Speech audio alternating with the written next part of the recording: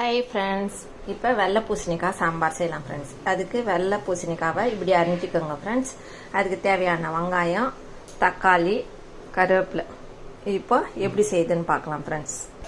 இப்போ கடாயில் 2 ஸ்பூன் எண்ணெய் ஊற்றிட்டு கடுகு போட்டு பொரிட்டோன்ட்டு இந்த சீரகம் வெந்தயம் ஆட் பண்ணிக்கலாம் ஃப்ரெண்ட்ஸ். சீரகம் வெந்தயம் போடுங்க, சாம்பாருக்கு வாசனையாக இருக்கும்.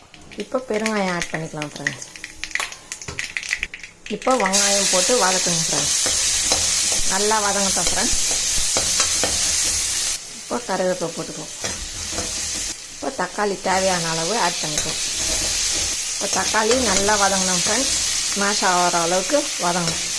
இப்போ தக்காளி வதங்கிச்சு. இந்த பூசணிக்காய், வெள்ளை பூசணிக்காவை சேர்த்துக்கலாம் ஃப்ரெண்ட்ஸ். இந்த வெள்ளை பூசணிக்காய் உடம்புக்கு அவ்வளோ ஹெல்த்து ஃப்ரெண்ட்ஸ். ஒரு வெள்ளை பூசணிக்காவை சேர்த்துக்கோங்க ஃப்ரெண்ட்ஸ். வெள்ளை பூசணிக்காய் நல்லா வதங்கட்டும் ஃப்ரெண்ட்ஸ். இந்த வெள்ளை பூசணிக்காய் அவ்வளோ ஹெல்த்து ஃப்ரெண்ட்ஸ். இப்போ இதுக்கு தேவையான உப்பு சேர்த்துக்கோங்க ஃப்ரெண்ட்ஸ். இப்போ தேவையான அளவு மிளகாத்தூள் ஆட் பண்ணிக்கோங்க ஃப்ரெண்ட்ஸ். இதை நல்லா வதக்கிடுங்க. நல்லா வதங்கணும். இதில் தண்ணி கொஞ்சம் ஆட் பண்ணிக்கோங்க. இப்போ இந்த வெள்ளை பூசணிக்காய்க்கு சாம்பார் வேக வச்சு பருப்பு வேக வச்சாச்சு ஃப்ரெண்ட்ஸ். இப்போ இதில் கலந்துடலாம் அந்த வதக்கண்டு.